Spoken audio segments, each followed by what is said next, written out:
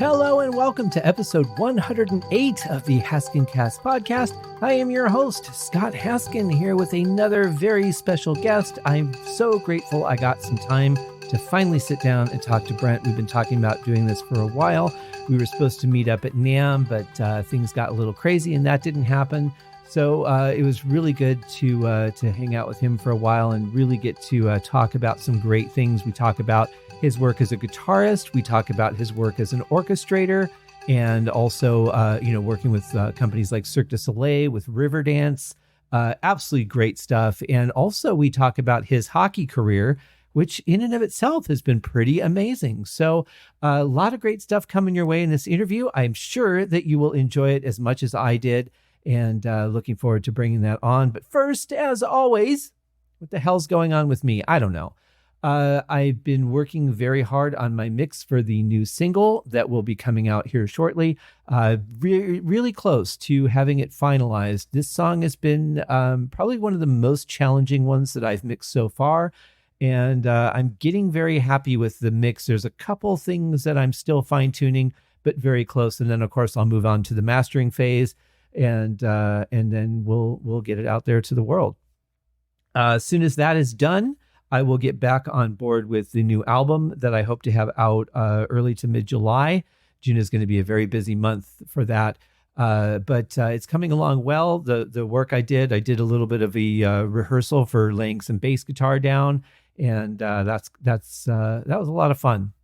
Definitely looking forward to finishing those tracks and getting that album out. I know that Kelly is working hard on the album art, so I'm very, very anxious to see. I have not seen any of the preliminary designs yet. So really looking forward to that. Should be fun. She always comes up with stuff that I just absolutely love. And let's see what else. Well, I guess we kind of did some sort of soft open or something this past week. I'm playing it safe. I'm just going to stay home and be home as much as I can. I'm not really ready to go out. I've seen what's happened in other places, and I'd rather just wait a little bit longer.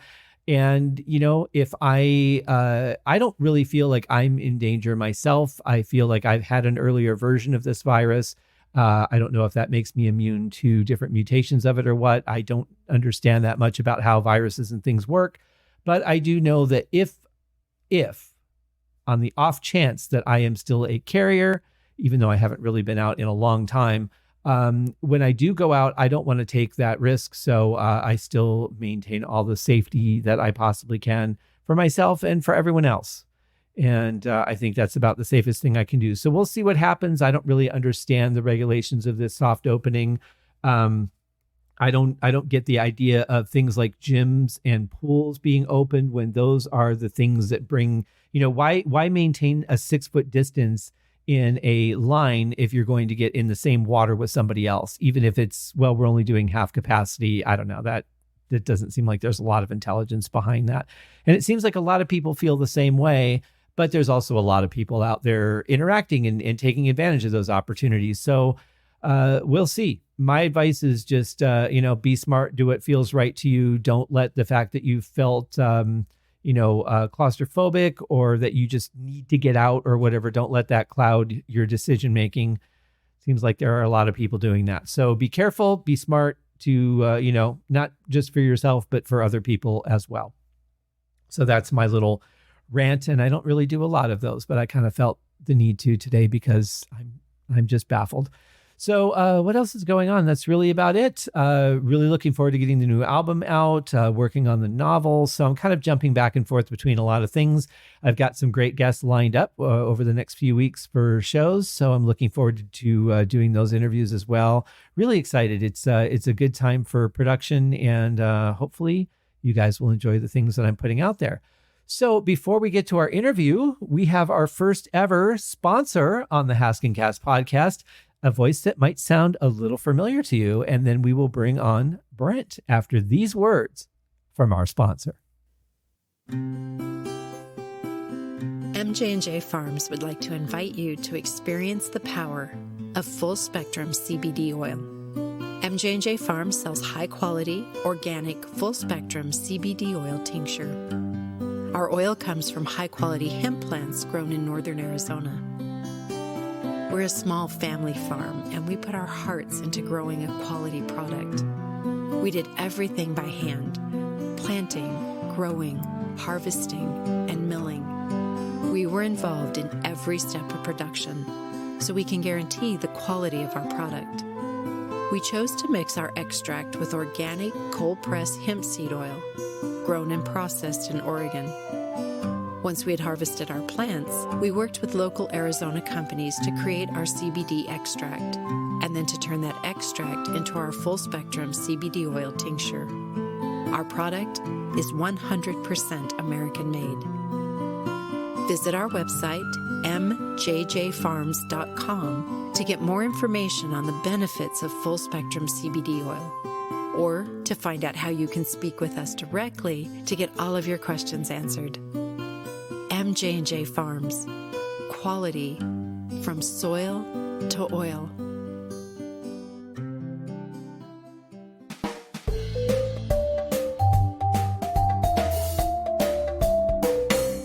All right, ladies and gentlemen, magical episode 108. It is time to bring on my guest, one of my favorite people on the planet, definitely somebody who really understands music and just being a damn good person, and somebody that's just great to talk to, as you're about to find out.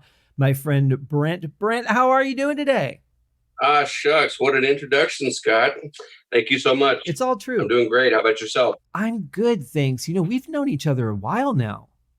Yeah, we're finally actually speaking. I'd love to get over to Vegas and see you.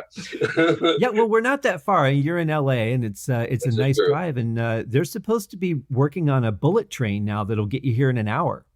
How awesome would that be? Now, the question is, how long will it take you to get to the train? Well, I'm in Woodland Hills, and it usually takes about an hour and a half to get downtown. So yeah, but it's actually, I love it here. There's such variety, and the demographics in different areas is so cool. You almost like have a bunch of different little cities in one. Well, the general LA area is a real culture fest. I mean, the time that I lived out there, I was amazed at how many just different areas and different supporting stores and things that I saw. It's really a kind of a cultural mecca. Yeah, the first year I lived here, I basically would just get in my car every day and drive 20, 30 miles, just go to some area I'd never been to and discover all these amazing ethnic varieties of food. And yeah, it's beautiful for that. And nature, too. We have quite a bit of outdoor activities that are right off the city, mountains and beaches, obviously. So it's a really cool place. Yeah, I could get that all on about a 4-mile street here as far as the culture part goes, but we don't really like to go outside. We're heading into that time where the sun just says, I hate you. And no doubt about that. I'm going to remind you all day long. I do miss the LA weather, I will say that. Well, it's amazing. The air quality now, because of the virus situation, is unbelievable. Yeah, it's got to be weird. The air out here reminds me of when I was a teenager. It was like this. It's really beautiful. Mm-hmm. How long have you lived there now? I've been in LA roughly 7 years now. Okay. Where were you before that? I grew up in San Diego, and not raised there. I was born in Kentucky, of all places, and then moved to San Diego when I was real young. And I grew up and went to school there and everything.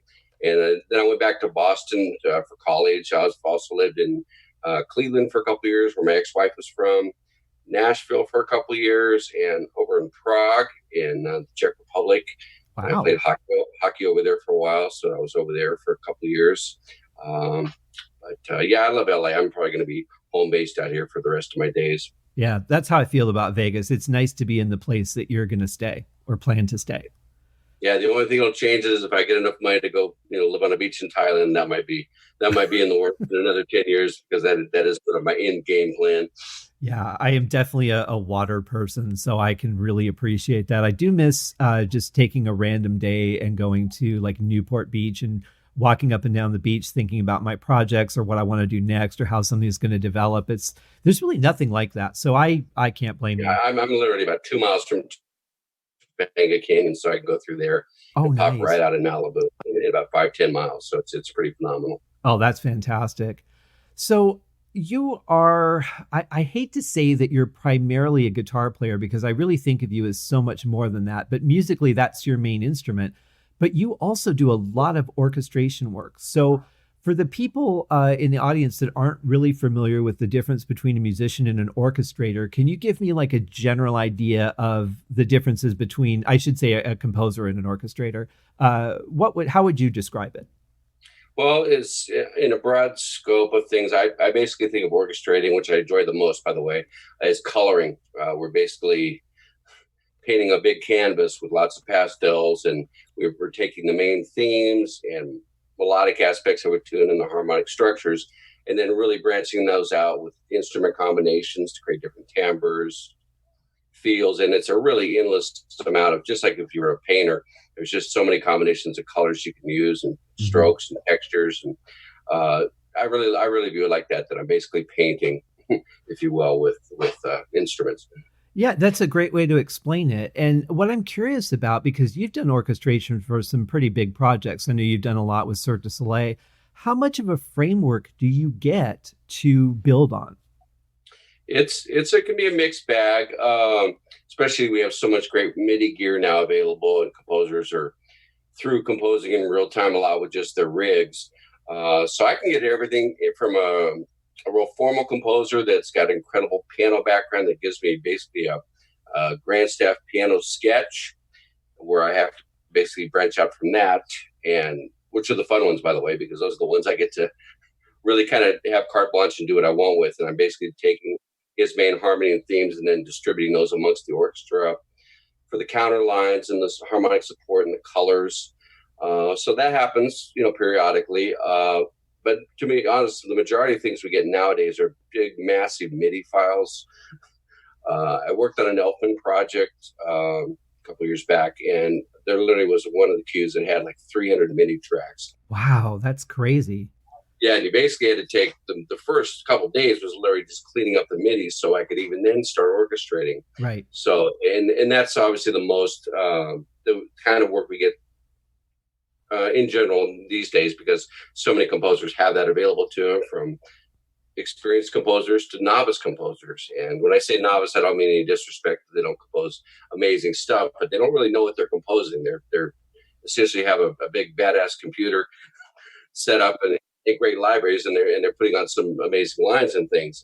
In those situations, I'm really responsible for cleaning it up and making it actually playable, because so much of what you can achieve with samples is actually not always playable. Yeah. And that's the thing. And was there a challenge where they might be using sounds that they're triggering through MIDI that you don't have and you might not hear properly? More times than not, it's things obviously that are out of range. Mm-hmm. Techniques that maybe, wind techniques or things that are going on for too long that a human being breathing cannot execute. More times than not, even under those circumstances, we can still get about 90% of that down. Oh. So even if something on the surface seems unplayable, for example, let's say we have a wind line that's going on and there's no breath in it. Well, I can distribute that amongst two flute players, for example, instead of having one play it. Mm-hmm. So there are various, avenues and ways to make pretty much anything work. Sometimes we do get, for example, somebody triggering a synth patch or a string patch, and they're hitting a chord with one note that they're playing on the keyboard. Right. And that's what they hear. They think that's actually coming from them, but it's not. It's actually the samples stacking a triad or something like that. We actually have to spend a lot of time, transcribing and kind of figuring out what their samples. So in regards to your question about samples, that's sometimes does occur, which can be kind of frustrating because we have to spend more time kind of transcribing the technology before we can actually get down to the pencil and paperwork of the orchestration itself. Well, sure. And when you're working with something that has that many tracks, let's dial that back by 90% and say you're working on something that has 30 tracks. Mm-hmm. Is it difficult to look at all those tracks and go, okay, I want to do my harmony this way, but is there any note that would conflict and give dissonance with another note on any of these 30 tracks? Well, it'd probably help if I just told you my general process, which is, certainly not the same for everybody, but it's pretty much across the board. Is I basically get everything in score order first, meaning that I'll put the winds at the top, mm-hmm. The brass below that, then any kind of tune, percussion, and then strings at the bottom, whether I'm working in a DAW or in Sibelius or something like that. So I basically have a representation of where all the tracks are and where they should be within their respective families. And then within that, I certainly go through and pick apart each family itself. So I usually go through the strings first, which is pretty standard for most orchestrators because that's in essence, that's the body of what we hear. Sure. It supports pretty much everything, whether they're playing the whole time or not. They're the meat and potatoes of it. So I like to get that in order. That's also going to represent a lot of the main melody figures, counter lines, certainly the harmonic support. So then I check for any note discrepancies, any rhythmic flams, things along those lines, to get that all cleaned up. And then once I got that, then it's a matter of sort of dialing in the brass, the winds, and tune percussion, which there's no order for those necessarily, because let's say if it's a military score, the brass would be the next thing I deal with, because that's going to be first and foremost very frontal group in that style, whereas it was maybe a romantic comedy, winds might be the more prevalent thing to address next. So I'll usually go in order of sort of what the actual cue or track is sort of requiring, if that makes sense. Oh, absolutely. And if you're working on a John Williams piece, then it really doesn't matter, because every instrument is just constantly doing something crazy. And where do you start? With orchestrating, it's really funny though. It's if you think of it basically like a rock band, you're going to have somebody playing the harmonic support, and a keyboard player. You're going to have melodic players, and you're going to have rhythmic players. It really is just a larger extension of that. Mm-hmm. You know, we certainly have more instruments and more minutia, but conceptually, it's the same stuff. Yeah, and it's exciting because you really do get to shape and form someone else's idea, and it's probably very exciting for them too to have you do that, and then to get this. I've given you a kernel of an idea, and you've popped the kernel and put it in all the sauces and spices, and you go, here, now eat this. And that's got to be a nervous but really exciting thing, I would imagine, for them. Well, that's why I love it, because you could literally orchestrate one cue or piece 4 different ways and have it be dramatically completely different. Mm-hmm. That's what orchestration does. To me, composing, I don't want to say it's easy, but I think it's pretty procedural. Once you get pretty good at knowing how to write melodies, fundamental harmony structures, it's pretty easy to pump out at least something that's pretty darn musical right off the bat, even if I'm just sketching it on paper in theory. Yeah. But how many ways you can color that and build it and make it big or small or intimate, that's why I love orchestrating so much. It's definitely what I'll be doing for the rest of my days. And if I honestly I was to give myself a moniker, it would be that I'm an orchestrator. Guitar is my instrument, of course, so they'll always be my love, but my main hours are spent orchestrating. It has been that way now for going on almost 15 years. Oh, that's awesome. I would imagine there has to be quite a discussion, though, about the emotional content of the piece, because you could be given a sketch, but that doesn't really tell you how it really is meant to feel. So do you have a good dialogue then with the composers about that? Well, that's where it's like, from playing in bands yourself and working with people. Some people are very literal and clear about how they communicate, and other ones are very vague. Certainly, being out in LA is great, because there's just so many amazingly talented people out here and smart musical people that usually the conversations are pretty straight ahead. We already kind of know how each other think. We have similar backgrounds.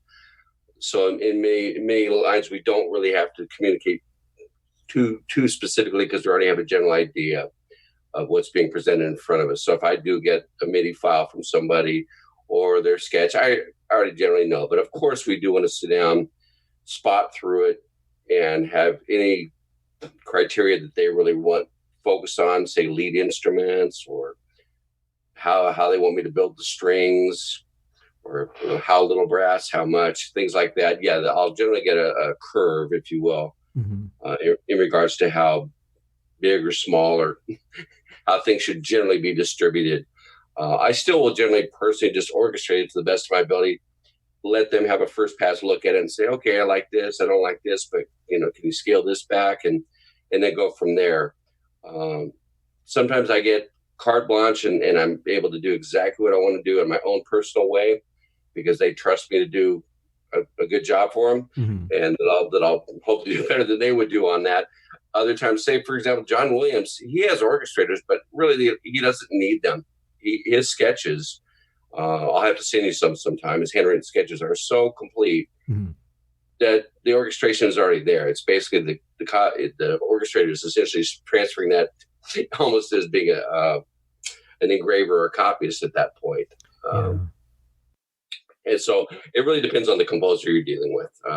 In that it's a mix. If you're dealing with somebody that's incredibly articulate and incredibly experienced, they'll basically just tell you, hey, take this, and don't change much.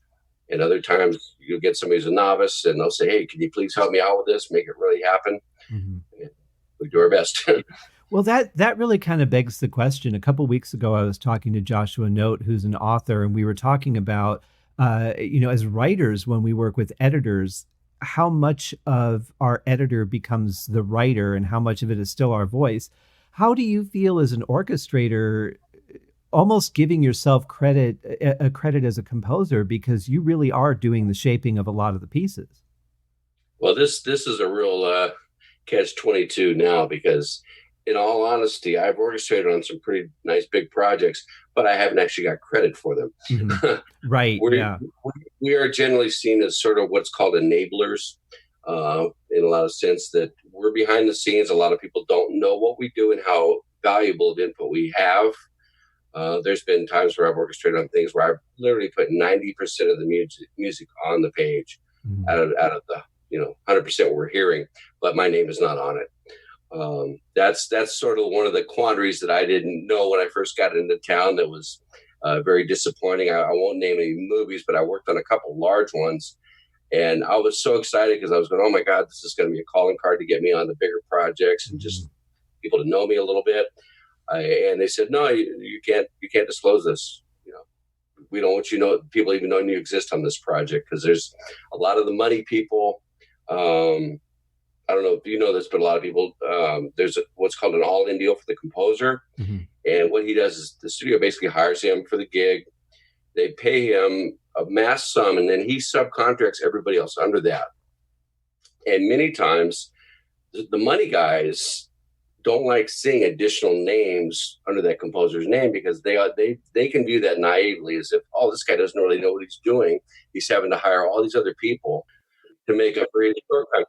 So a lot of times it's more of a political thing. We're basically in the shadows, respectfully for the composer, to obviously make his stuff come to life. And also there's incredible deadlines.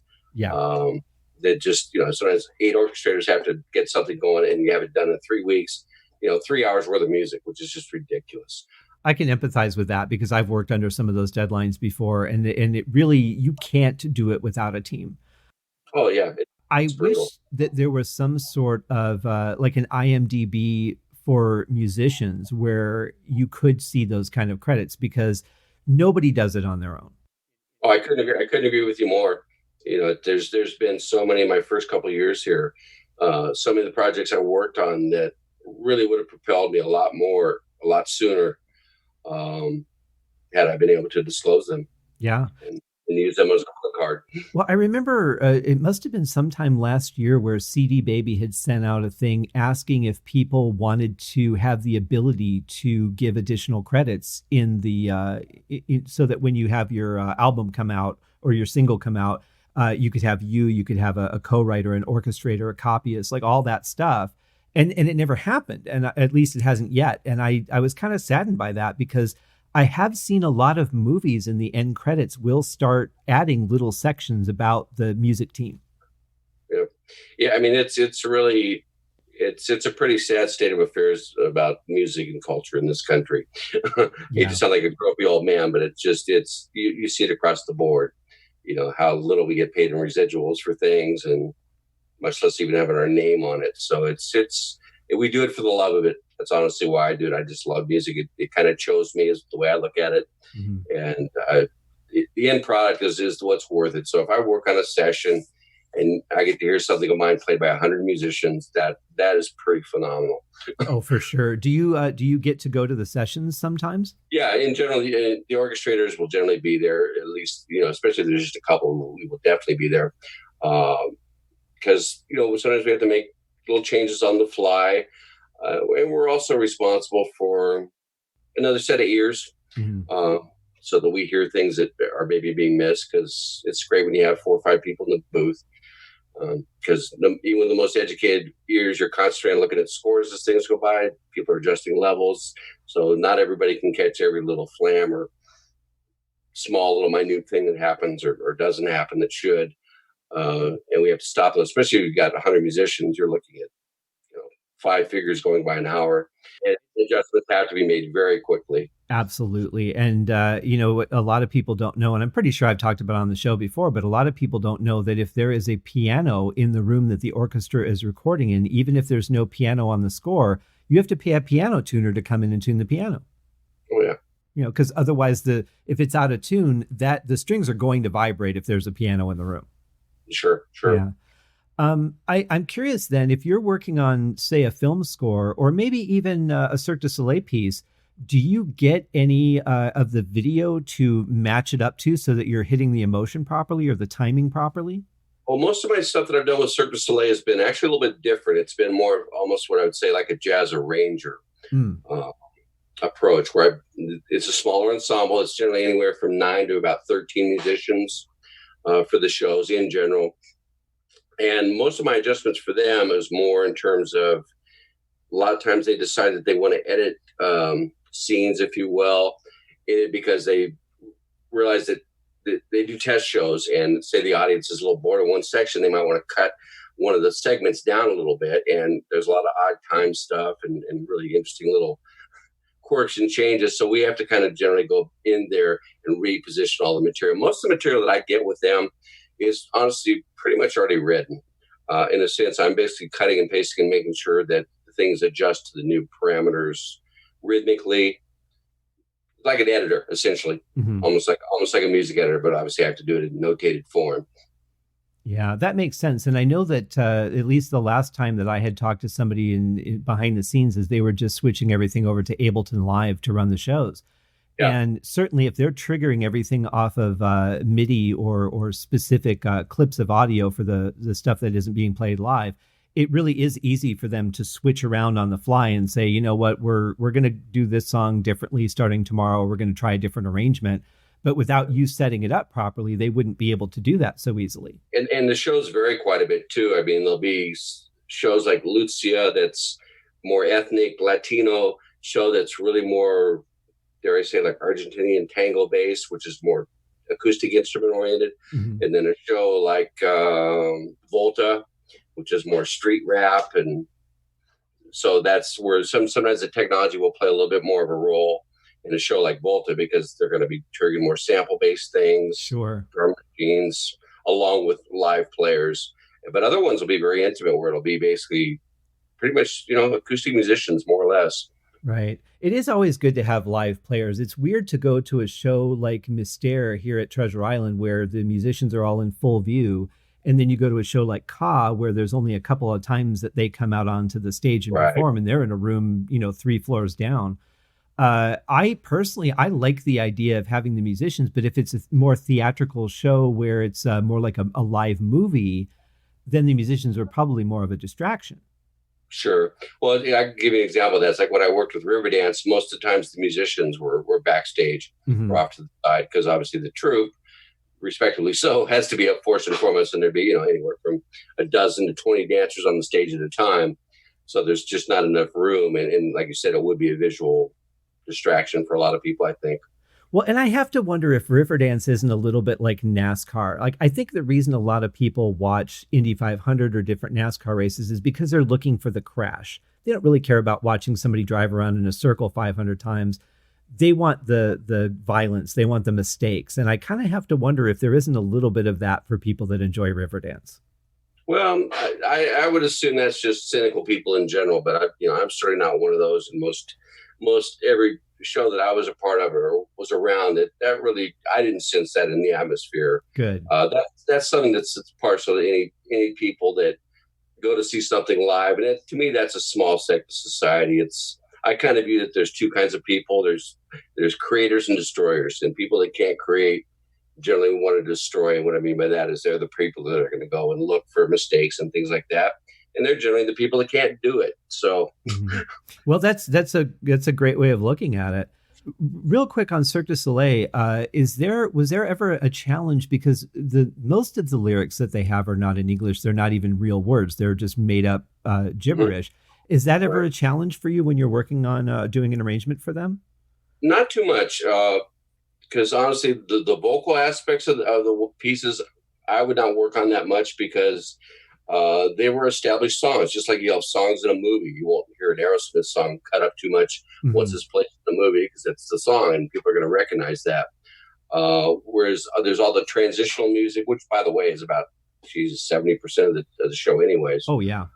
Going in and out of scenes when actors and dancers and gymnasts are coming on and off transitioning between skits. That's a big part of where I'm involved in the arranging part of that. Mm-hmm. Well, that makes sense. Yeah, the songs themselves are like the love songs and so on are really well established already. Okay. Well, that's probably why you do more arranging than you do orchestrating on something like that. Sure. I mean, the great part about Cirque du Soleil is it's just there's a lot of ethnic variety of instruments. Oh yeah. Time signatures, weird instrumentation. So that in that sense, that's the fun part that I love about it. It has a lot of variety that you don't get in normal formats.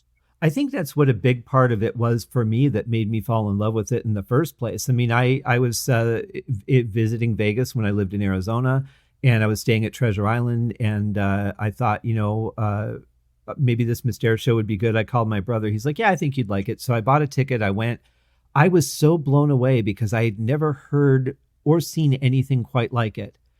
And had I gone to the first show instead of the second show that night, I would have walked out, bought a ticket, and gone and seen it right away again. Yeah, it's interesting too. It's like some of the shows, and I don't want to step on my own toes here. They have to have flow. There's some shows that are just epic in that their pacing is just so magical. You want the show to go on for forever in terms of the performance itself. And then there's other ones that can have lulls in them, just like any live performance of any show. There's very few, of course, because they're so professionally polished. But I find that some of the shows are certainly better from my perspective, just because of their organic flow of the whole show. Mm-hmm. Same with a great movie, You can have a movie got lots of great scenes, but if it doesn't really have a through story and a great narrative carrying all the way through, you're going to get up and down. You're going to get a little bored here and there and lose attention and so on. So I would agree with that. I would definitely give credit to Cirque as being one of the companies that generally keeps an eye on their audience, and when things aren't working, they do something to change it. Yeah, they're so professional. I agree. The complaint that I typically have with them as just a patron of their shows is that I often don't know when to clap. It's like they leave the pause in the wrong spot, or they'll have you clap right before it ends, and then it ends, and you're like, well, I just clapped. Should I clap again? You just wait and see what everyone else does. Well, yeah, it's really funny that you say that because that could be a cultural thing too. Like, for example, you see shows in Japan, a band will finish, an encore, and the audience will just sit there. Because just the way that they're culturally raised to respond to things can be different too. So even if you see the same Cirque show in 5 different countries, even the way the respective countries would react to that can be uniquely different too. So I've never been told to focus on those things, but I can imagine it's an incredibly hard thing to organize the actual structure of the show when things are always changing on you, That's a really good point, especially for the touring shows, because I remember hearing many interviews with bands that tour around the world, and they talk about going to a place like Japan where, in between the songs, they will just erupt and scream and jump around. But when the song is playing, they will sit there and they will listen to it and they will be quiet. And it's completely different from, say, an American audience that just screams the whole time and probably misses half the song. Yeah, I played many a jazz gig where you want to punch somebody in the audience because they're talking over you when you're in the middle of a solo. Oh, yeah. Yeah. Well, I want to ask you a little bit about Riverdance. So were those projects that you worked on with them, was that more orchestration or arranging? No, I was actually doing guitar work with them. Oh. And this was one of my first major gigs out of school when I got out of school in Boston, roughly in the early 90s. I basically was subbing for the guitar player. They were at Radio City Music Hall. This was back in 96. And the main guitar player had some days where he was ill. And I sort of got in just because I knew him indirectly through other people. Mm-hmm. And I ended up filling on a few shows. I did reasonably well. And I was sort of an alternate guitar player. for a couple of those shows there, and then also in Chicago and Boston. And that's pretty much it. I was there as a guitar player. Wow, I did not realize that. That must have been interesting, though, as a musician, to be a part of something that was so unique. Well, the coolest thing about that is we didn't read anything. Really? Yeah, it was. We rehearsed with charts if we needed them and get the material down. But once we played the live performance, it was a lot of flow and really like you'd see in an Irish pub, just a bunch of people getting together with their instruments and starting off on a reel or some 6/8 thing and starting to go and playing off that. So that was a really cool experience in that sense, because I don't want to say it was fusion, but it was definitely the aspect of being able to feel kind of free. Wow, I would not have expected that. Yeah, I didn't either. Those shows are so precise and structured that there would not be a lot of room for, yeah, you get it, just play what you feel. Yeah. I mean, it was so well rehearsed, though. True. So it was down to at that point, just like any great classic rock band. I mean, Jethro Tull didn't chart out thick as a brick, and that was 2 hours worth of music straight, with as much intricacy as you could possibly have, and you just get to know the music through so well that you're almost on, like, I don't want to say autopilot, because the energy could be different. Sure. Night in and night out. But that was right at the beginning, and it was pretty spectacular. Just the energy of being in places where people hadn't seen that before, and watching Michael Flatley just kick ass, and yeah, and it was phenomenal, because it was a new idiom, just like Cirque du Soleil when they first came out. It was just something completely new. And sometimes those are the real magical things. Those first couple tours or shows are etched in time, because they had just that intangible extra thing that the audience was so engaged because they'd never seen something like that before. It's like the first time you and I saw Chick Corea or something. It's like, oh my God, Oh yeah, there's a whole nother level, And even now, when I listen to some of those recordings, I still feel like this isn't possible. This would have taken a team of 100 people to make music like this happen. But now it's really just one guy and 4 other ones. And that's the reason I love orchestrating and composing and film stuff, because it really is just a handful of guys and gals sitting behind their computers and their sketch paper and their little studios, and then coming together for these big sessions. But I always marvel at having 100 people play little dots that one person put down on paper. It's a pretty brilliant thing. Yeah, and it's beautiful, because they're taking now what's on paper and bringing out the emotion and the depth of it that you can only imagine to a certain extent when you're looking at it on paper. Yeah, even when we do really nice mock-ups and pretty darn close to sounding realistic, when you hear it a session with just, I've worked with the London Symphony once before, and it was just, you just sit there with your jaw on the floor, because they'll do first, second takes of things that you think is going to take them a half an hour to play. They'll do it in a first pass. And you're already going, oh my God, it's like perfect already almost. Yeah. Usually like the second or third takes are generally the best on the bigger pieces, because it seems to be that they've had the run through. So if there's any little discrepancies in the reading of it, they've taken care of that. And then they still have that emotional passion of, like, when you play something the first time. Sort of like some of my best jazz guitar solos were my first takes, because you come to it with a clean slate and you got really positive energy. And but the orchestra it takes it to a whole nother level. Even a string quartet can all of a sudden just make it come to life. Well, that's very true. And I've heard a lot of musicians talk about where their sort of breaking point is when they're recording. So the first take or two might be a warm up. Usually the third one is the one. And if you have to go past that, then you're starting to overthink things. You've lost the emotion or the moment of it, and you're like, what was it I did on that one take I really liked? And you're trying to think about it instead of feel it. Sure. Well, it's pretty logical too when we book the sessions that we plot out which cues are going to be done in which order for various reasons of conserving their energy. So, for example, if there's a real heavy brass-oriented pieces, we'll get that done first, because we know the guys are going to be blowing their lungs out for hours. Really let them get those fresh when they're hitting it hard. So there's a lot of logistics with that. So depending on the scores, there can be, it's sort of like planning out your set list, if you will. It's that really helps to have that. Once that's established, then within that, each track or cue that I've generally been affiliated with, I've never seen more than 5 takes, 6 maybe. Mm-hmm. It's usually 1 to 3. Yeah, that really does make a lot of sense on the energetic level, the physical level, and the content level. And also the ability of the orchestras. I mean, all orchestras are wonderful in their own right, but there's some that are literally just, players here in LA, London Symphony. I mean, they can just go through some literally the first time, sight unseen, and almost nail it. Absolutely. Well, since you're so busy though, going, with all these projects, how often do you get a chance to compose something of your own? Well, I'm always composing. I love writing, and I honestly do most of my writing in paper sketch form and theory. So that I can do if I go to pick somebody up at the airport and I'm stuck waiting an hour, which I always have to. I can sit and write a cue when I'm just sitting there and composing in theory. I love to go to the beach, so I can go out and sit at the beach for a couple hours, sketch something out there. So I'm generally always writing something. How often that actually comes to fruition with a group or an actual recording, that can be another thing, because it's just there's only so many hours in the day. And I'm also a caretaker for a 96-year-old guy here where I live too. So I'm kind of preoccupied, obviously, looking out for him as well. Sure.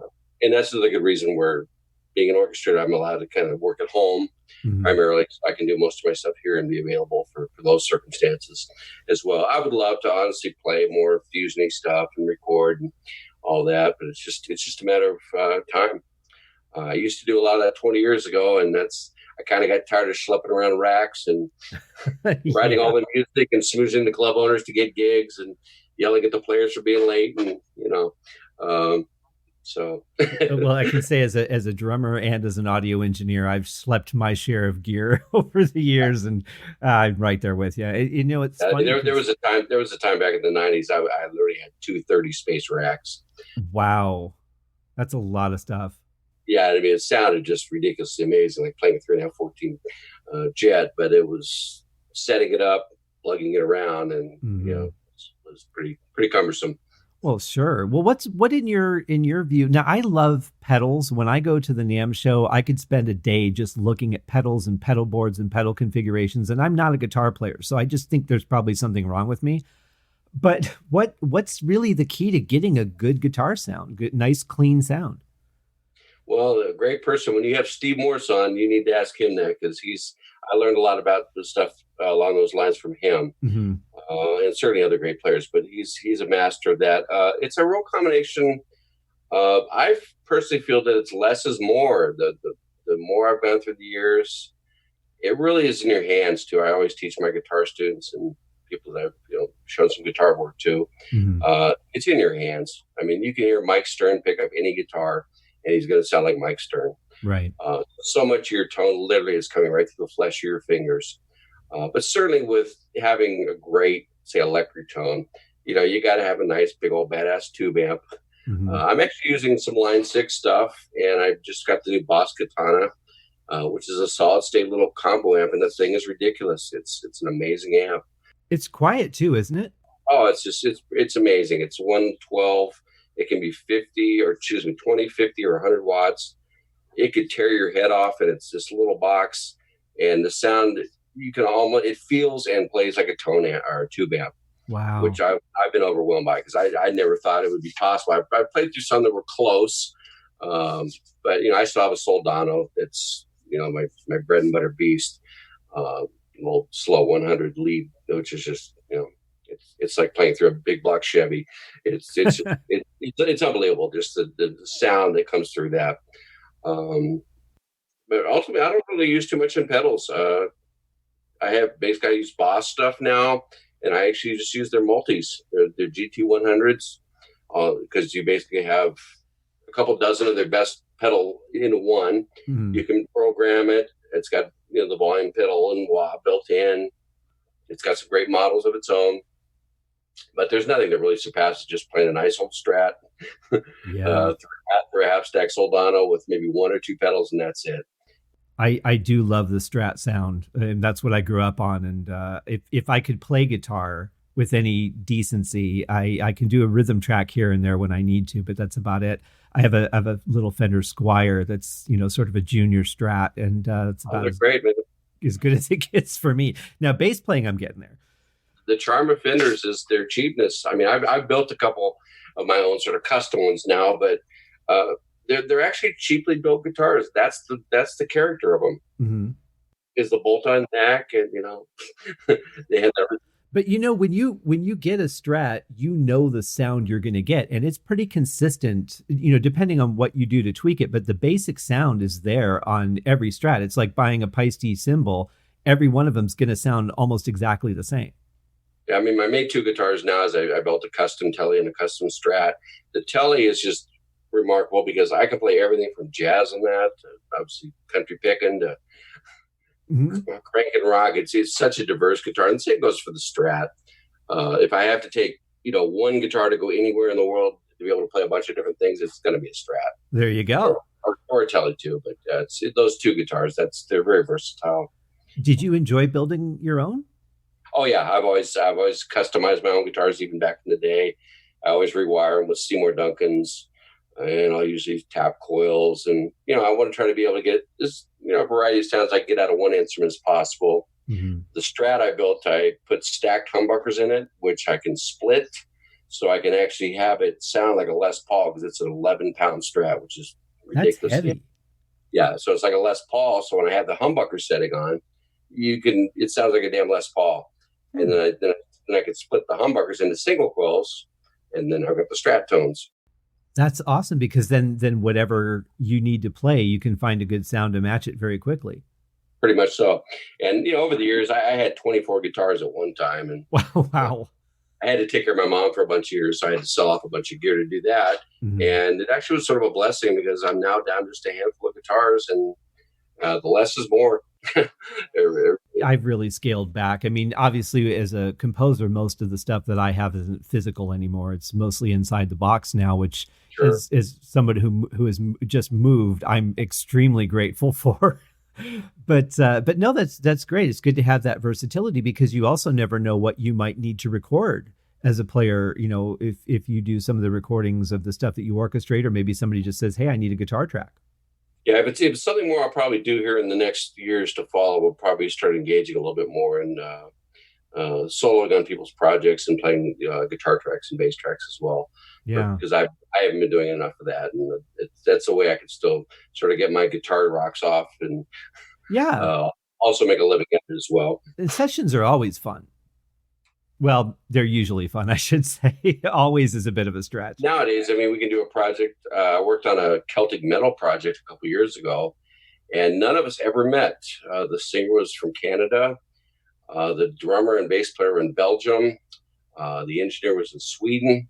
Wow. And it was mastered in Germany, and I was doing the orchestration work out here. And we put together a pretty cool cranking orchestral Celtic rock album, heavy rock album, in a matter of a couple of months. And it was a pretty cool thing, but none of us ever met. See, that's the thing I love about the age that we live in, is we really can utilize the technology. I mean, you can do a band concert with people in 5 different countries and broadcast it live on Facebook. You couldn't do that. Now. Yeah, right. Exactly. I mean, we're in different cities. We're talking over Zoom, and the sound quality is great, by the way. You sound crystal clear. Excellent. I wanted to ask you, though, before we move into your sports phase, I wanted to ask you about magnification. Well, that was a blessing. I just moved back to San Diego, my hometown, from the East Coast, where I've been playing, and happened to be dating a gal friend. We were together for a couple of years, and I was at a club with her, and I was just getting into film score music, just enjoying film scores and listening to them. And I was talking to her about it, and she goes, "Oh, you see that guy in the band over there, keyboard player? He does that kind of stuff." And I went, "Oh, cool." So she introduced me, and that was Larry Groupé. He actually has done a lot of amazing scores himself, and it was his gig. He was brought on by Yes, and I happened to be in the right place at the right time to do some assisting work. I was pretty green, and I was just there to sort of help out with some of the preparation work, running things around. But it was a great experience to be able to hear a live orchestral show, be at the rehearsals, the recording sessions. Yes is the nicest group of guys you'll ever meet. Wow. John Anderson is an absolute sweetheart. I've never met a nicer guy. in all my days of anything. He literally I was just taping parts together at the recording session for the orchestra. And he comes up over my shoulder and says, "Oh, you're putting the music together, huh?" And I, of course, I turn over my shoulder like, "Oh my God, it's John Anderson." I used to see him when I was 11 years old at arena concerts. So it was just part and parcel. So it was a dream come true to meet and much less be a part of something that was that cool. Well, I think the key to the story, though, is really that you just put yourself in a position to be able to align yourself with it. I think so many musicians, because so many of us are introverts, it's really easy to just say, "I really want to do this, but I don't want to talk to people." It's why I moved to Los Angeles. There's a big part of you got to be where you got to be. You can have all the skill in the world, yeah, and all the chops, but and that's why I've seen a lot of musicians bitch and complain about, why is this person making so much money over me, or professional attributes over me? And because they're out there, they're putting themselves out there and putting themselves in the spotlight, live performing, taking the risks, and that's a big part of it. Yeah, you can't stand along the sidelines and wait for people to just find you on SoundCloud. It happens, but it's so rare. And so many people, if they ask you, "Hey, can you do this?" Even if you can't, you say yes, and you learn how to fucking do that really quick. Exactly. It's all good on the show, but it's kind of like I look at Shania Twain's story as kind of inspirational. I mean, here she is. She's lost her parents. She's taking care of her siblings. She's just going out for one night to take a breather and doing some karaoke in Alaska. And Mutt Lange happens to be in the audience and discovers her and, helps her become this big star. But that's like a once in a million people story. But people hear stories like that and they're like, well, this is going to be my Shania Twain moment. The strangest thing I've noticed is the bigger gigs I've gotten have all come about roundabout through some unknown connection to get it. I got one job on a big film a few years ago back because I created a composer's blog. I was just putting it out there to put information out to people for free. It wasn't for money or anything like that. I was just trying to get in part of the community. And sure enough, a large lead orchestrator who works with some pretty amazing people saw that, respected that I was doing that for no other reason than I was just trying to be part of the community. He calls me up literally out of the blue and asked me if I want to work on a just major film. And I was like, oh my God. And I was, living in Compton at the time, just scraping. So that came out of nowhere because I was putting myself out there. I put something out there that was not for me. It was for the benefit of others first. So it's a big part of that too. I'm sort of a firm believer in, what we put out, we get back. Absolutely. I would really agree with that. And that's obviously the first stage is putting yourself out there. The second stage is showing up and giving it your everything and proving that you're not just a talented musician or orchestrator, but that you're reliable, that you meet or beat timeframes, that you communicate. I mean, you're always earning it, but it's really easy once you've earned someone's trust for them to hire you again or refer you to other people. Well, film is a great example of it. It's all relationship based. Most of the calls that I've gotten in the last 3 or 4 years have primarily been because I've worked with somebody else that passed on my name to somebody and they already knew through that person that I could be reliable and be part of a good team player. Yeah. Yeah, that makes sense, and it's that kind of consistency because we talked about the deadlines. You don't have time to hire people that aren't going to make it happen. And communication is the biggest part of it, because we still work independently, even if we're working as a team to get the session together. We're still also orchestrators and copyists. We're all off in our little rooms, right, across the city or across the state, doing our own individual things. So we have to be able to be given instructions, know that we're going to go do something for 2 or 3 days or a week or whatever, get back to them later with, and everything they asked for is going to be done just like they wanted it. They don't have to worry and follow up with us during that period of time to make sure that's going to happen. Yeah, you have to be able to trust the people that you're hiring for these projects because they are not forgiving as far as your delivery. I want to ask you too about, because you recently shared some music that you were a part of with me, and I just fell in love with it right away. Let's talk about Shadow Puppets. This is some great fusion. You mean Shadow Prophets? Or Shadow Prophets, I'm sorry. I'm looking at my paper from far away. That's okay. Yeah, the music is great, though. I love it. Well, I appreciate that. That was mainly a trio that I had for almost a decade. It was San Diego based primarily. I had an incredible drummer. His name is Dave Brown, D.B. Brown. He was from Philadelphia, and he could play anything. As a drop hat, he grew up playing Gentle Giant, all these just incredible odd times things. He could play Latin, just anything. And him and I had met and just really clicked.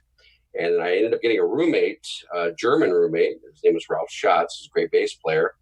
And we, of course, like young guys, we basically just got a house so we could play music all around the clock. Mm-hmm. And so we were always just jamming.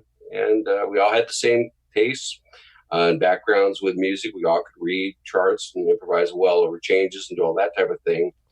And with them, I actually would use hand signals a lot too. We had a sort of a little method of hand signaling each other for modulations and key changes, mm-hmm. time changes, that we could do things really in real time and really create arrangements right on the spot. That's a really nice camaraderie to be able to have as musicians. That came about after we played, for a good couple of years together. I would chart out quite a bit of stuff, but mm-hmm. Really some of the most fun we had towards the tail end of things was just jamming, freeform. We played gigs, literally just set up a DAW recorder and just play the gig. And we just sit there and have a couple of beers afterwards and go, oh my God, how do we do that? Right. Now I got to go transcribe that so we can play it again. Right. Yeah, exactly.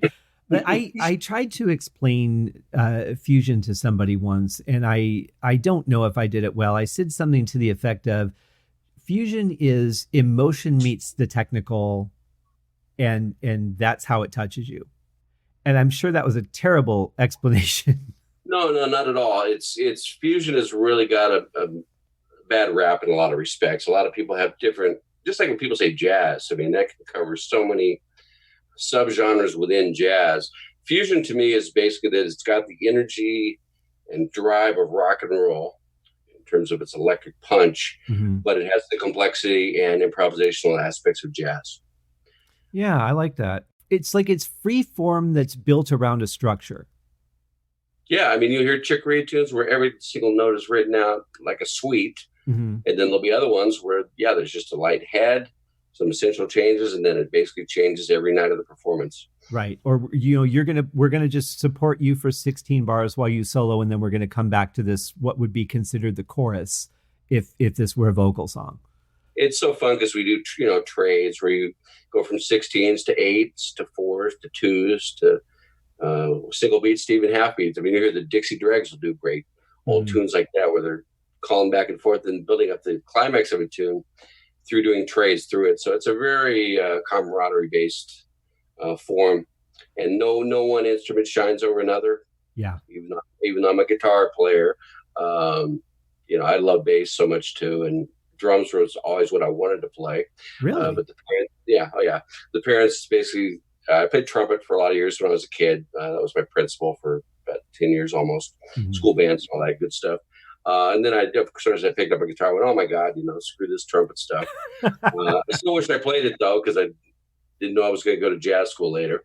Sure. But I would listen to drums and guitar like crazy, and all those old Mahavishnu records with Billy Cobham. I could still sing all the drum tracks and fills because so that's just part of my DNA. And but guitar, my parents said, oh, what do you want to play? I said, oh, guitar, drums. Can I play drums? No, guitar sounds good. And I'm very grateful they decided that, because guitar is, no disrespect to drums, I love them. But guitar is just, to me, I can do everything. If you got a harmony instrument, you can play any style of music. It's portable. Mm-hmm. I can play solo jazz pieces where I'm the whole thing just like a piano player. I can be a lead player or something. So to me, it's the most diverse, and we have the most toys we get to play with too. And well, it's portable until you get a 32 space rack, and then it's well, that's true. A little less enjoyable, yeah. Absolutely, but you know what I'm saying. And the guitar's nice because there's so many colors, so many different things that you can do with it. That especially with like the synth packs now, where you can basically turn a guitar into a stringed keyboard. But just with the tonality and the different things, you can create just about anything on a guitar now. Well, that's the thing. Back when I had that trio, all the synth and keyboard tracks you hear in that were all me on guitar. I got really and I same thing when I did with some stuff with Cirque, is you get really good at being able to tastefully intermix that, where people don't say, "Oh, that's synth guitar." Mm-hmm. Is every time I would use that, I would play as if I was a keyboard player. I mean, I would voice the same as a keyboard player. I wouldn't play guitaristically, with a patch, so people could tell I was a guitar player playing. So I really tried to idiomatically sound Right. like the actual instrument I was trying to emulate, which helped me as a player, obviously. Mm-hmm. And a lot of times when I'm playing, say, a string patch, I will play through MIDI guitar if I want to just do something in real time more than the keyboard, because I'm simulating slides and bends and just subtle nuances of legato, playing that I would not be personally capable of on keyboard, but also just that would be natural as a keyboard player compared to somebody else's string instrument. And there's a lot of things that you could do on a guitar like that. You can't do, it's very rare to find a patch on a keyboard that you can do a reasonable slide like you can on a guitar to give it that effect. Obviously, I'm partial to guitar, but for example, we have we can play one C note in 5 different places. Each string has a different timbre, a different sonic sound. One I might use for country that's brighter on the second string. There might be one I'll use on the fourth string because it's more mellow for a ballad. Right. So that alone, we have just a variety of sound. Not to mention the hand techniques. We can do more hand techniques between both hands than any instrument there is. And let's never discount the benefits of a whammy bar or a what do you call it? Like a wah pedal. Oh yeah, even tap and pick on the fretboard. I mean, there's just so many, palm mutes, slides, glissandos, bends. Mm-hmm. It's a brilliant thing. Now, when I would write guitar parts on keyboard, I would often send it over to a guitarist and say, "Is this realistic? Is this something that you could actually play?" And I had one of them tell me, "Don't worry about it. Just write what you write and we'll figure out how to play it." And I thought, well, that's not very realistic, though, because I could write some really complex things that you just can't do. Well, it's good to do that, though. I mean, it's great that you ran them by that way. I do the same with orchestral work. If I'm new to some, instrument, oboe d'amore or something, and I'm not sure what I can do in this range, I'll write the part and I'll send it to somebody that plays that. And I'll say, "Is this good? Does this work? Is there anything I need to be aware of?" So yeah, there's idiosyncrasies to every instrument, especially with guitar. So that's, even if they say they don't need it, I think it's a wise thing to do. Yeah, I mean, if it's something that I think might be played by somebody someday, then yes. A lot of times when I'm writing like new age music, I know that there's going to be no mental sonic concert. So I can pretty much just do whatever I want. Sure. But like you were saying earlier, you could always say, well, we're just going to alternate this between two players. And if you're orchestrating for Philip Glass, you can pretty much just assume that that's what every line is going to say. I'm not to sound disrespectful to him. He's never been a big favorite of mine, because to me, I shouldn't even get to being critical about music because it's all great in its own right. But his is kind of like wash, rinse, and repeat. It's very arpeggiated and ostinato based, right? Which can be very very beneficial for some movies. What was the one, Kwasu Kansi, that movie about? This was back. Sort of about a futuristic movie, but it was just basically scenes of how man was kind of destroying the planet and taking over things. So it was just shots, and his music went incredibly well with it because it was very pulse oriented through it. So his scores really work well, for a solid reason. But as far as sitting down for me to listen to, at least in regards to those kind of composers, I'm much more partial to Stravinsky's and Shostakovich and certainly the great film guys. Yeah, I'm definitely a Beethoven guy myself, but there are some pieces of his that I just absolutely love, and the rest of it I'm like, yeah, I kind of feel like I've heard it before. Yeah, I'm not lying when I say I could literally go to Desert Island and listen to the 4th and 5th piano concertos on a loop forever. Yeah, I think Violin Romance No. 2 by Beethoven would be one of those pieces for me, and maybe the soundtrack to Gladiator. Yeah, they're perfect forms of music, especially those piano concertos for me are just. Well, there was a film called The Church, which was a low budget horror movie, and it had this one very bizarre death scene in it, and there was a piece of music that came up right as that scene was kind of hitting the apex, and I thought, wow, this is really good. And I found out it was this song called Flow. And there was this electronic version of it that they used in the movie, and I really liked it. And then I traced the song back and found out that it was actually a Philip Glass piece. But this particular version for the movie was actually recorded by Keith Emerson. Wow, cool. Which you would not expect on a low-budget movie. Yeah, we lost him a few years back here too. Yeah. You know what's really sad is I was bound and determined that the year that he passed away, I was bound and determined that year I was going to find a way to meet him at the NAMM show, because every time I had tried to meet him before, it was always a, I'll be right back kind of thing. And I never did get to. I did get to meet Carl Palmer a couple years ago, which was pretty amazing, but never did get to meet Keith. I know exactly what you're talking about, because Keith Emerson used to live right over the hill from me. Oh, really? And I never, ventured over that way, or never tried to, and just never thought about it. Oh, that's a bummer. Just follow the patch cords. Yeah, I mean, there's so many stories of musicians like that. Oh, for sure. Well, that's why I meet everybody. I was so determined this year that I was going to make a point of meeting Steve Morse and Glenn Hughes, because I didn't want to have that story with anybody else. And a couple of years ago, Alice Cooper. Morse is one of the coolest guys that I've ever met. He's just not, musicianship is par none, par excellence, but it's just, as a person across the board, he's just phenomenal. Well, I always used to say that there would never be a guitar player that made me feel music the way that Ritchie Blackmore does. But I have to say, Steve Morse has really taken a great position in Purple, and the way that he plays, his style. I didn't like his sound in the beginning. I don't like that sort of screechy guitar sound that he had for a while. But I love his playing. I love his writing and the feel of what he does. I was even listening to Come Taste the Band yesterday with Tommy Bolin. Oh yeah, great album. I love Tommy Bolin. I was kind of mourning about him. Every once in a while, those players that passed away too early. Yeah. Every once in a while, I have a day and I'm just having a Belgian beer and sitting down, and I'll think about one of those guys and pull out some old albums by them. But that was one of the ones I love that album. I think he was definitely Jimi Hendrix a decade after Hendrix. He did so much in so little time, died very young of a drug overdose. But he was one of those guys that if he had gone on to even a couple more projects, everything he would have done, I think, would have been something of note. That playing on Billy Cobham's Spectrum, he was 21. And still, Jeff Beck, I don't know if you know this, but a lot of people don't know this, is Jeff Beck was inspired to create Wired and Blow by Blow and go that direction based on Tommy Bolin's performance on Spectrum. I didn't know that. Did you know that Spectrum was the reason he got the job in Deep Purple? I was certainly Alphonse Mazzone hired him too for that reason. That would be no doubt, because that was heavy. But that's who would think we might not have Wired if it wasn't for Tommy Bolin. Yeah, and a great voice on top of that. He was a very talented singer. Yeah, everything. Yeah, what a shame. His solo album. If you've never heard his first solo album, Teaser. I have, It's unbelievable. It's got all Narada Michael Walden and David Sanborn and just everybody's who's who. Jeff Porcaro was on that. That's right. He was. Yeah. And a lot of now Jeff Porcaro, for people that don't know, he was the drummer for Toto, but he also was the drummer for Michael Jackson.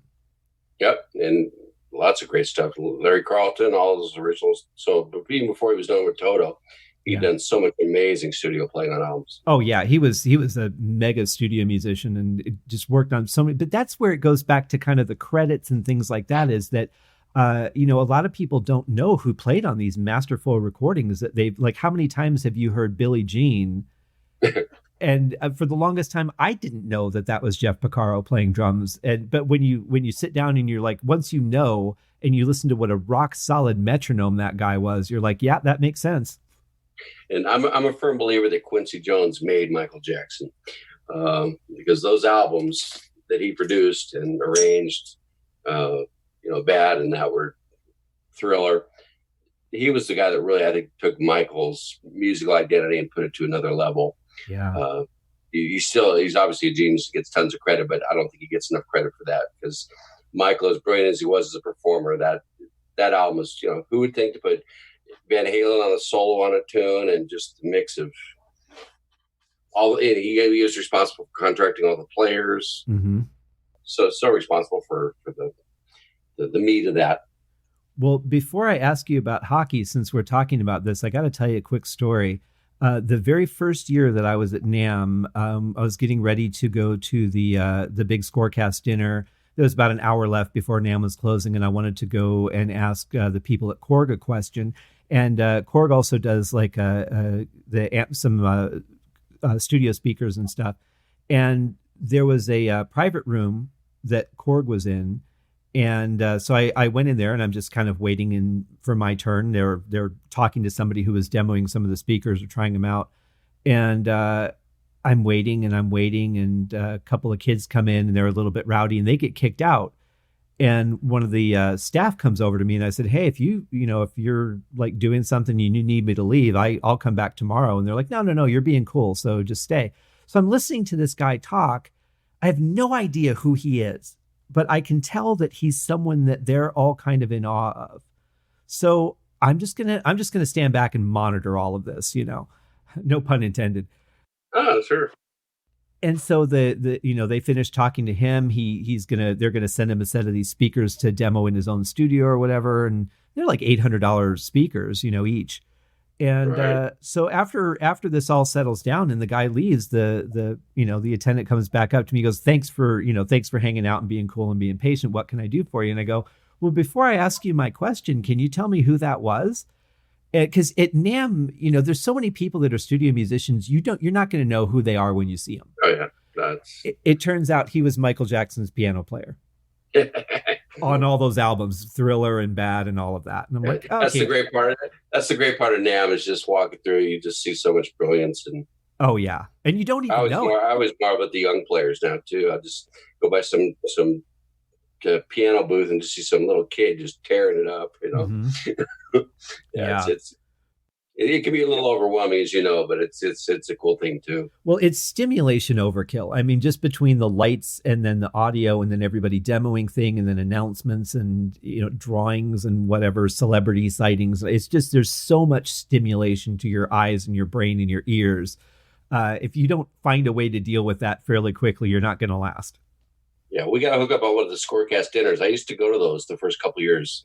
Yeah. I haven't been in a few years, but yeah, maybe next time around we'll meet up there. Well, we were going to try and hook up this year, I remember, at NAMM, and then things got a little crazy for both of us. You know how it goes. Yeah. You get 10 friends coming in town, all want to meet at the same time. And well, that's the beauty of it, is that's the one time you do get to see people, because we have friends that are musicians or people that are maybe they make the sounds or the strings or whatever from all over the world. And Absolutely. NAMM is the only time that you get to connect with them. So it's like you have 4 days and that's it. Yeah, it was that Celtic Metal project I was mentioning. I finally met the guitar player, and that's where I met him at NAMM. No kidding. That's so cool. Well, I gotta ask you. So on top of all of these things that you've done, you play hockey. I've been playing hockey a long time. Yeah, you have. Pretty much between music and sports were my things.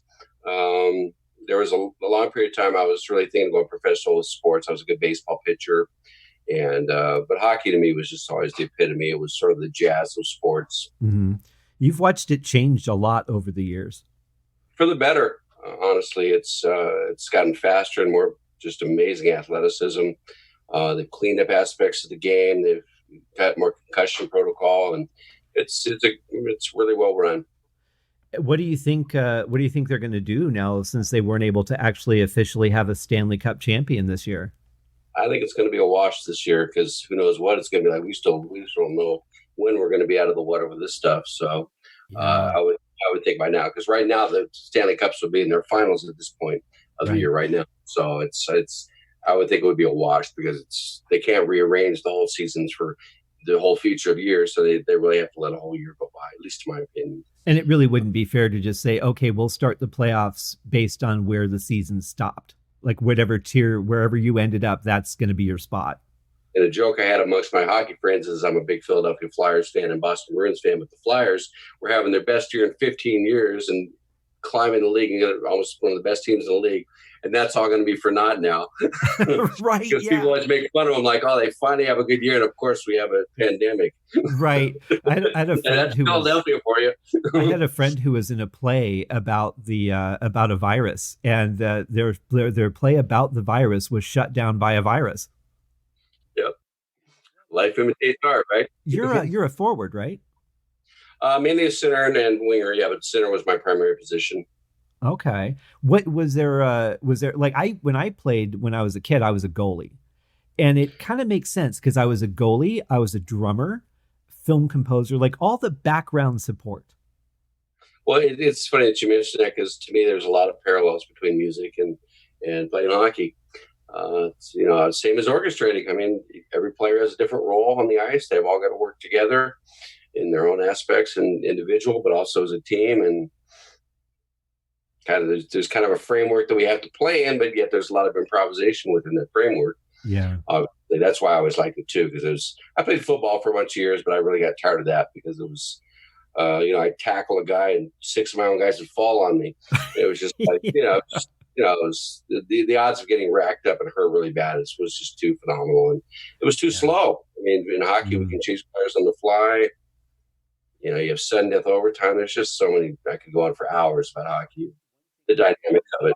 Oh, yeah. Well, one thing that really amazes me about the sport now is watching how fast the game is. And it would have been hard for me to be a goalie in the 80s, but watching how the game is now, I don't know how they ever see anything coming at them.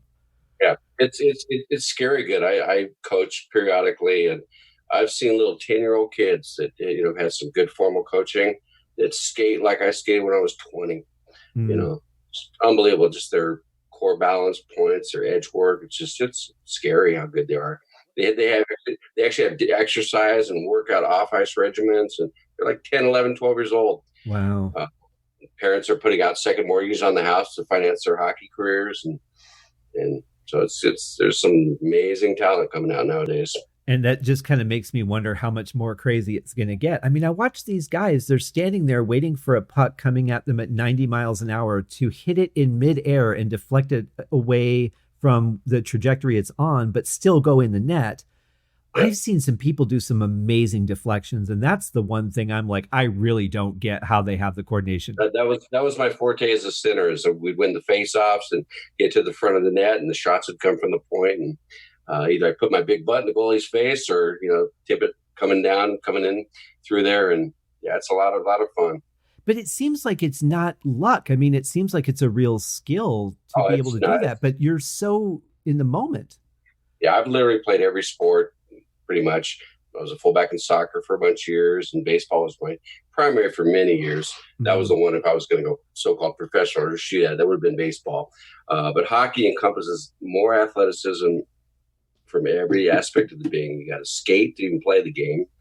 It's got the eye-hand coordination of baseball. It's got the hitting of football. The conditioning and the cardiovascular is par none, because you're going full speed all the time. Right. And it's a collision sport. It's not a contact sport. You're hitting people going 25, 30 miles an hour. So it's pretty amazing.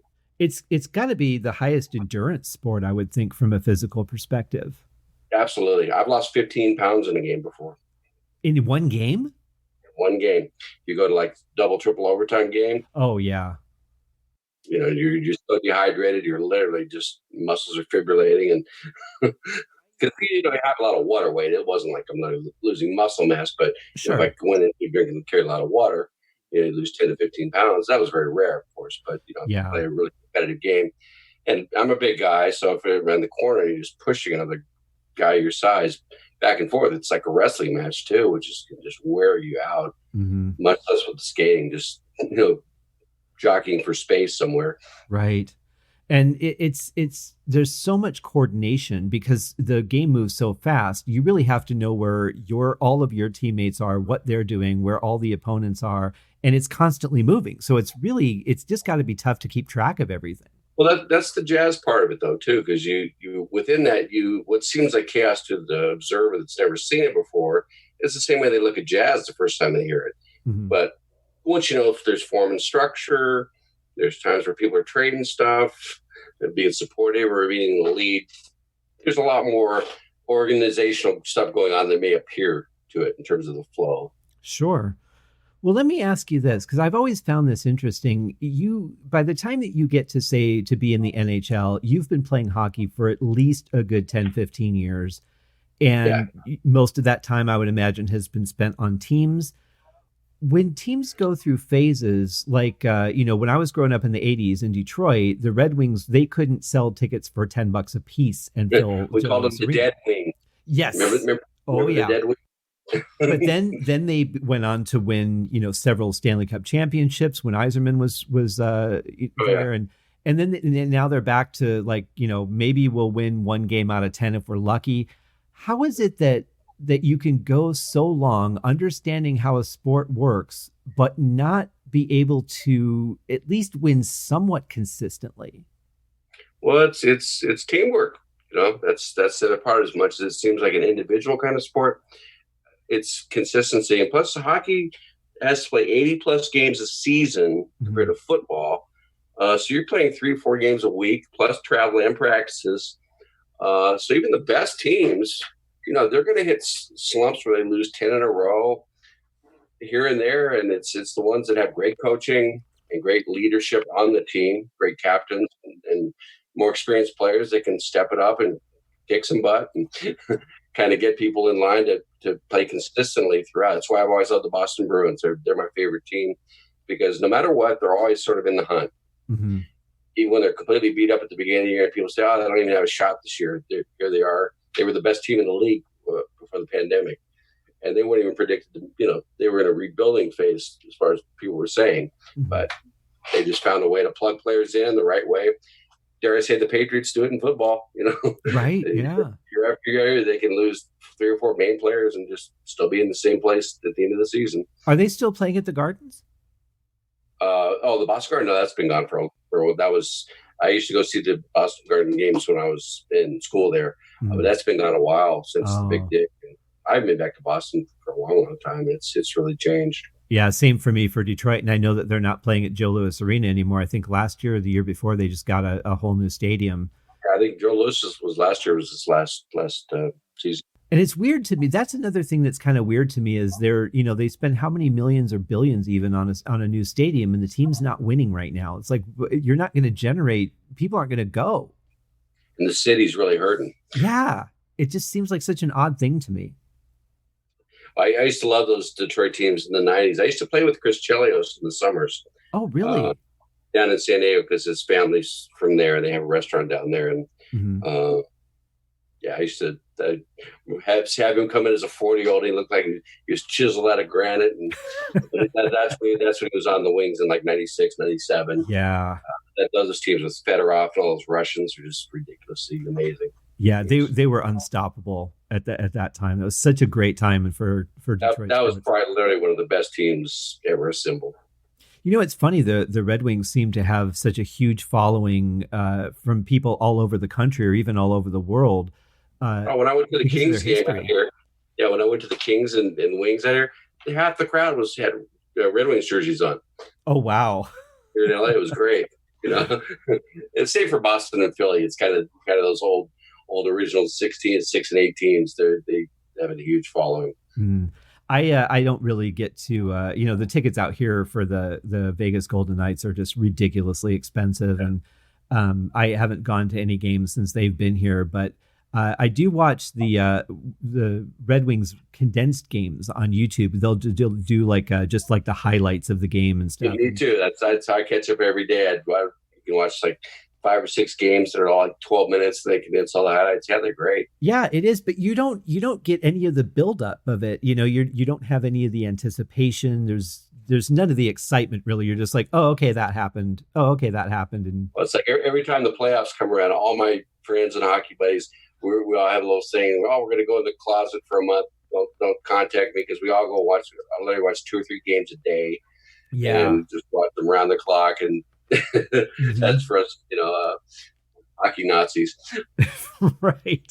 So I have one more hockey question. I don't know that you'll be able to answer this, but I'm curious to get your thoughts on it.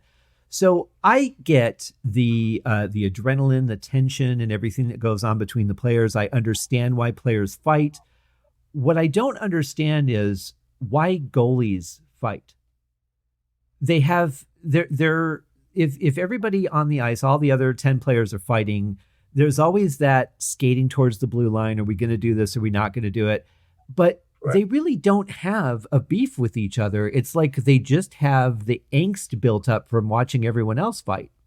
Well, the first thing I should clear up about fighting, which most people don't realize with hockey, they think fighting on the outside is just, guys being testosterone filled and macho and just trying to, be bullies and all that. It's the exact opposite of that. It's actually a very noble thing. I'm not saying people should fight, But people got to realize that when hockey players are skating and playing against each other, they're carrying a weapon. Right. And they're going 20, 30 miles an hour. And if the referees aren't calling the game properly, meaning they're not calling penalties when they're absolutely need to be called. For example, if somebody sticks one of my little guys hits him with a stick really flagrantly, and the ref doesn't call a penalty on him, well, somebody's got to let that player know this shit isn't going to fly. Right. So a big guy like me is going to come over and remind him, generally in a nice way to begin with, and a bump in the chest or whatever. But when fights usually come, it's because of that. It's because somebody's overstepping the bounds within the guidelines of the game. The refs aren't taking control of the game and letting that happen. And then basically the players have to police themselves. Right. And it's like I said, when you have metal on your feet, you're skating 23 miles an hour, you're hitting people hard, and especially the stick is the worst one, because I can tell you horror stories about how many times I've been with a stick in funny places. I won't even guess. Yeah, because you can get away with that and without people even seeing it. And so it's better nowadays. I mean, back in the 60s and 70s, it was just absolutely brutal. But that's why fighting just in general happens at all, is because the players have to self-regulate. Right. It's very rare when there's just an outright, and there's also the energy aspect of it too. If a team like, say, the Red Wings this year is playing really bad and just, really lackadaisical and they have no energy, if one of their players, decides to take on the tough guy for the other team and beats him up, or, makes a point that he's going to make something happen, it brings up the team's energy level. That's another aspect that happens in fighting. It's, it's not something that I necessarily advocate. But when you're out there, you're sort of in battle, to be honest. It's easy for people to criticize war unless they're in war, Oh, sure. Yeah. It's always easy to judge things that you don't have experience in. It's so much better controlled now. It's players are rarely fighting. If they do, it's generally for a very viable reason. And it's generally very noble. If I'm in a bar and somebody's picking on a little girl or a woman, I'm going to defend her, even if I don't know her. It's just, the right thing to do. So there's that aspect of hockey that I think really gets a bad name. It's not like the movie Slapshot or anything like that. Which is a great movie, by the way. But yeah, I didn't realize until a couple of years ago that they had made a couple more of them, and they tried. You're not going to touch like most sequels, Yeah. Yeah. No, that's a classic. Yeah. And I do miss being able to enjoy it. I don't as much after, so many lockouts. I know it's only a certain number of players that cause things like that, but after a while, I'm kind of like, you get paid a lot of money to do something that you love doing. Sure. And I think about all the people that, didn't find that connection to their dreams and have to spend their life doing things that they hate just to scrape by. And I'm a little more prejudiced against basketball for those reasons. Really? Honestly, the ones that have happened in hockey, the lockouts were basically that they wanted a revenue share of the ownership for the Players Association, which means that they're doing it for the benefit of every single player. So it wasn't individual players sitting out. That's usually how things are spun by the owners and the big money guys. Yeah. To tarnish, it's just like politicians do.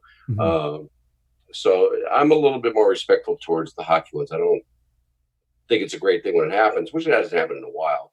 But it's there's a lot less egos in hockey.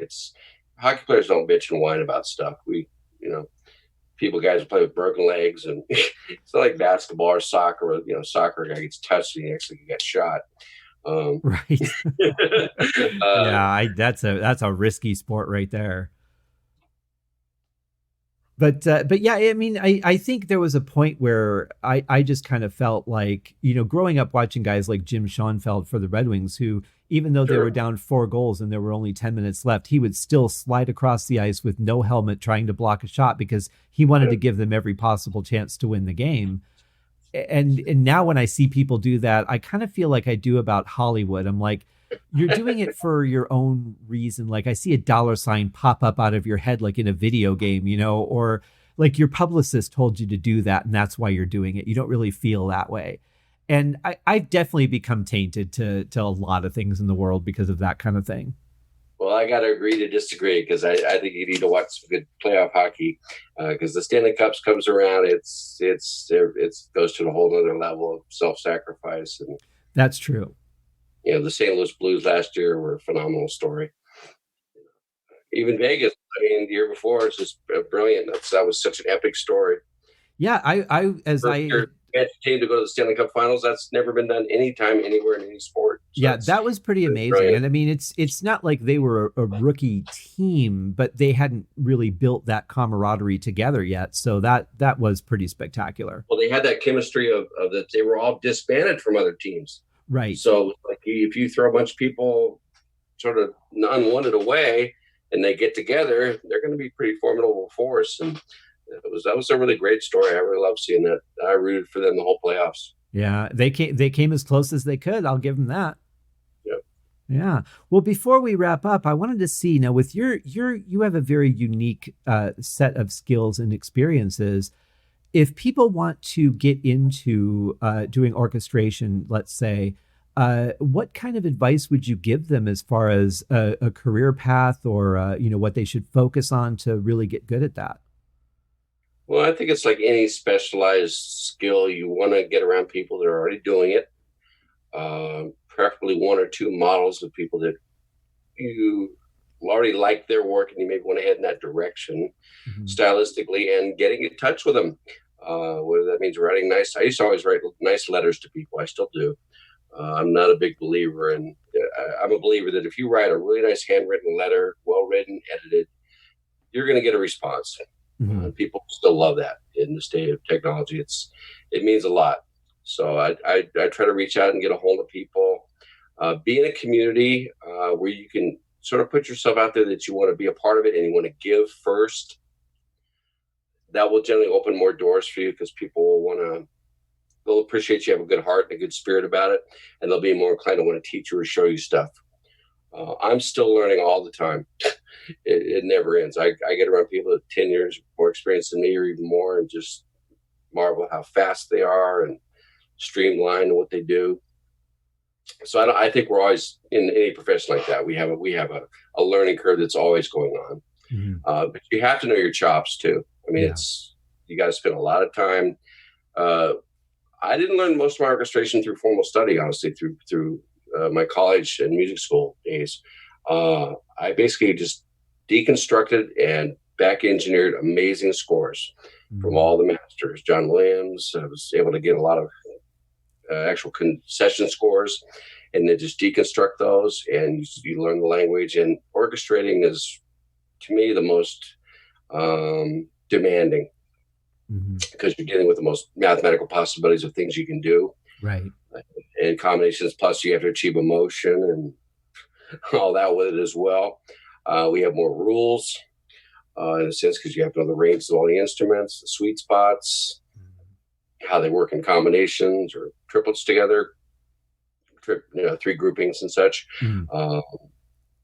So much of it is it's really getting around somebody that knows it and does it and apprenticing with them, I think, is your best bet. Certainly there's a lot of great schools. So, I mean, if you go to Berkeley or USC and UCLA have wonderful programs out here. Certainly there's never to say anything bad about schooling formal orchestration, of course. I personally learned it more through root. I already had a background in degrees in music. So for me, I already had the vernacular of sort of the formal theory and harmony stuff, which allowed me to then really specifically just look at great music and know how to analyze it thoroughly. That allowed me to do it. But I really didn't start pursuing it more seriously until I met Larry Goupet, the gentleman I mentioned before, and watched how he worked and some of the people he worked with, and started talking and cohabitating with them a little bit. And and I always try to get around people that know a lot more than me. Of course, that's always an important thing too. Oh, absolutely. And I would add to that and say that when you do connect with somebody, don't just send them your Facebook band page and say, and not even say anything, just send them an invite to that. Like, treat people like human beings. Yeah, that's the last thing to do. Yeah. But they're just immediately going to go, you can't even say hello to me first. You just want me to listen to your stuff, take time out of my busy day and just listen to you. And I always try to appeal to people on a personal level about other things they do. So for you, example, talking to me about hockey is a wonderful thing, because that's a big part of my personality and the big part of who I am as a person. So if I am aspiring to want to meet a composer or something, I find out, oh, he loves to fly, or he does this or that. My parents were pilots, so I would try to maybe communicate with a little bit more on those levels. Right. Yeah. As like I said, like as a human, to be even with things. And if you come from an attitude of my experience of wanting to give what you can offer them first, with not even mentioning, what can I get out of this? You'll do well. Yeah. Or you'll at least meet the right people that will appreciate that and get you in the doors. Because people can read you like a book in any profession, that when they can sense that you're out for your own game. As long as they're not reading me like a Stephen King book, I think I'm doing okay. I don't know that hasn't happened. It's true for all of us. So, but you know it. It's when you meet the right person, it's pretty natural. Yeah, and you can tell you get you have a minute of that sort of standoffish. Why are they contacting me? What do they want? And then you can sort out pretty quickly who's genuine and who's not. And I still stay in touch with a lot of people that I've worked with intermittently over the years. I don't see them all the time, but I'll still send them a nice little Christmas card. Yeah. Remember that their boy played Little League. Oh, how's he doing? And so on. So it may seem a little funny. It's really not.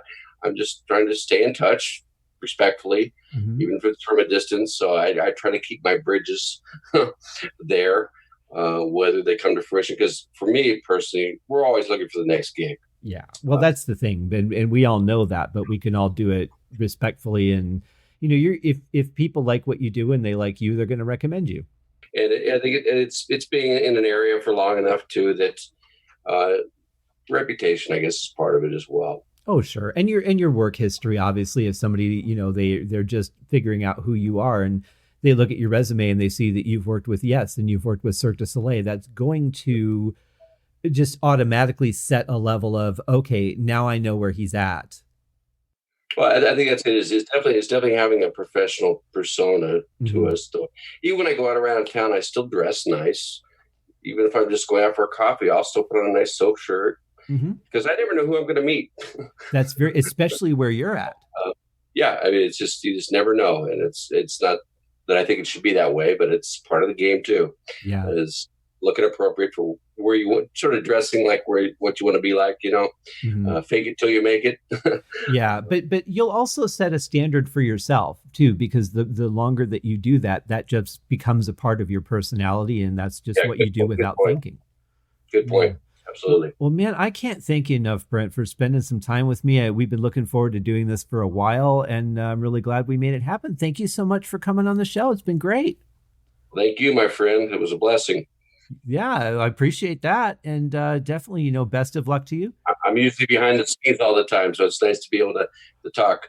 Well, that's the thing. And that's what I really want to do with this show is not just interview the people that everyone knows, but the people that help make things happen, and I've been so lucky that, because a lot of those people are shy and they're like, I don't think I'd be a good guest. And like, we're just going to have a conversation.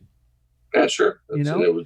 Now, I will have the link to your musical work in the show notes so people can enjoy that, especially the Shadow Prophets. I just love that stuff, but I love fusion. That's a big thing for me, and really grateful that you shared that with me. And maybe I'll send you a couple other things in the interim and until you post, and you can kind of use your discretion what you want to put up. I'll put it all up.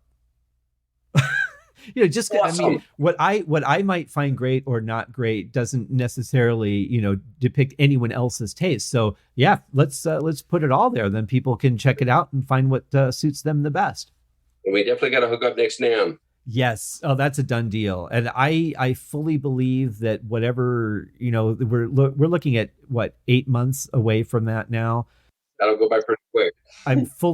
It will, but I fully believe that whatever the hell we're doing right now will be long over by the time that NAMM comes around. Yeah. Humanity's survived worse. It has. It has. That's inspiring right there. Yeah. Well, thank you, my friend, for coming on the show. We will stay in touch and talk again soon. But man, it's been great. Thank you so much, Scott. I really appreciate it. Take care, my friend. Take care, buddy. See ya. See ya. Lots of great stuff in that interview. And again, I have to say the whole hockey thing, that's on me. That is completely on me. The way that I see things, I see something one too many times and it just kind of ruins it for me. It's still a great sport. I still admire the people that go out there and put themselves on the line to do it. It's not something I could do. I wanted to be a goalie anyway. But it's not for everyone, and I realize that. And you see enough things that turn you off to something, and it's really kind of hard to go back into it with excitement. Maybe one day I'll return to enjoying it on a bigger level. I don't know. We'll see. It's also a time eater for me, and I don't have a lot of that. But thank you guys for joining me for another episode of the Haskincast podcast. I will be back next week with another very special episode, and I hope to hear from you guys. Write me at scott@scotthaskin.com. Cheers.